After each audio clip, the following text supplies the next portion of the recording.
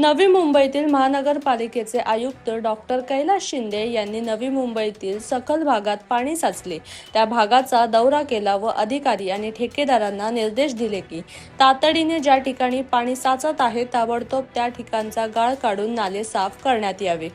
आपल्याला सर्वांना माहिती आहे की मागचे 4-5 दिवस जवळजवळ दररोजचा 200 mm हा रेनफॉल इथे होतो आणि मुळात नवी मुंबईमध्ये 2-3 ठिकाणी पाणी साचण्याच्या मोठ्या प्रमाणात तक्रारी येत। हा एक महाते शिलफाटा जो ब्रिजच्या बाजूचा भाग आहे आणि एक ऐरोली जंक्शनचं जो टी जंक्शन आहे, हे दोन महत्त्वाचे पॉईंट्स होते। आमची सगळी यंत्रणा याच्यावर काम करत होते, पण इथे मला लक्षात आलं की हा जो आपण लेफ्ट साईडला जो ब्रिज आहे, हा ब्रिजच्या खाली एक नाली आहे आणि तीच बंद आहे, तर ती ओपन करण्याचं काम चालू आहे।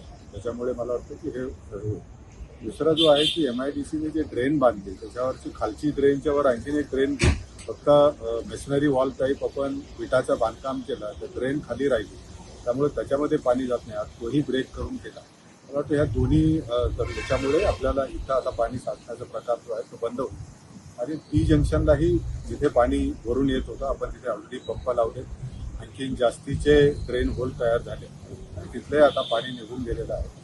इतरत्र खूप मोठ्या प्रमाणात झाडं पडण्याच्या तक्रारी खूप मोठ्या प्रमाणात आहे, तर त्या सगळ्या 2 दिवसामध्ये पूर्ण 100% झाडांची कटाई करून ते आज जवळजवळ आजच्याच तारखेला वारफुटीवर पाऊस उघडल्यामुळे आज आपण ते करतोय। एखादे 2 राहिले जे सुकलेले फक्त वाकलेली झाडं आहेत ती पण काढण्याचा आम्ही सांगितलेलं आहे। त्याच्या व्यतिरिक्त रस्त्यावर मातीचं प्रमाण खूप आलेलं आहे, कारण पावसाच्या वेळेमध्ये ते ही सर्व मातीसुद्धा काढून घ्यायचं सांगितलेलं आहे।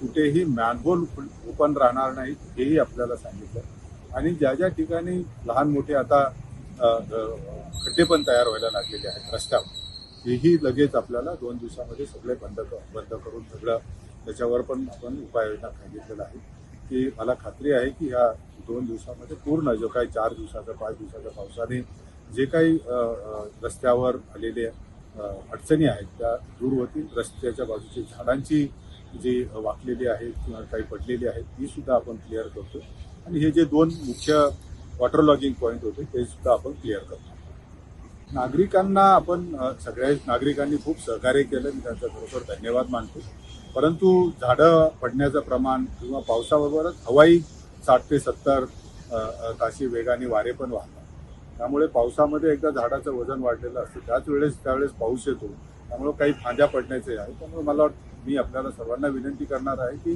कृपा करून झाडाच्या खाली त्यावेळेस पाऊस असेल हे असेल तर उभं राहू नका, आपले वाहनं जे आहेत ती झाडांच्या खाली लावू नका, कारण जी महत्त्वाची आपलं त्याचंही नुकसान होतं, तर नागरिकांनी तिथे सहकार्य करावं एवढी एक अपेक्षा आम्ही या निमित्ताने आपल्याकडून व्यक्त करतो।